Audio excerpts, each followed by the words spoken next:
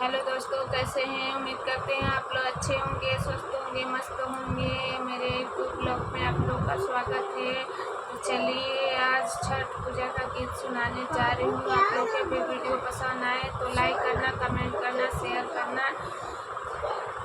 तो चलिए छठ पूजा का गीत स्टार्ट करती हूँ। आप लोग को पसंद आए तो ज़रूर लाइक करना, शेयर करना, कमेंट करना और बताइएगा कैसा है। तो चलिए स्टार्ट करते हैं। के जे बोए लाली गौआ, के जे बोए ला कपास, के जे बोए नरियरवा,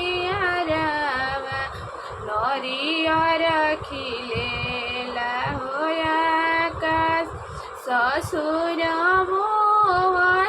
लाले लाले गौआ, भसुर बोवेले हो कपास। सैया हमारो बोआ सुन रियरवा, नरियर खिलेला होया आकाश। के जे पटवे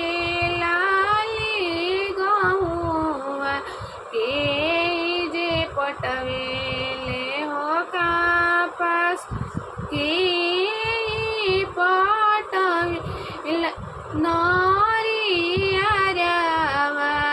नरियर खिलेला होया आकाश। ससुर पटवसु लाले लाले गौआ, भसुर पटवेले हो कपास। सैया पटवसु नरियरवा, नरियर खिलेला होया आकाश। काई होई लाले लाले गौआ, काई होई है कपास, काई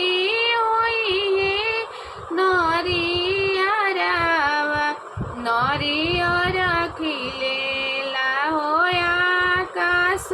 ठेकुआ छानै लाले गहुआ, दियावा होई है कपास। अरग दियल नरियरवा, नरियर खिलेला होया आकाश। तो आप लोग का गीत कैसा लगा कमेंट करके ज़रूर बताइएगा। ऐसे ही मैं गीत गाती रहूँगी और आप लोग के सुनना है तो कमेंट करके ज़रूर बताइएगा कैसा लगा मेरा गीत। और वीडियो का लाइक करना, कमेंट करना, शेयर करना मत भूलना। चलिए बाय, नमस्ते।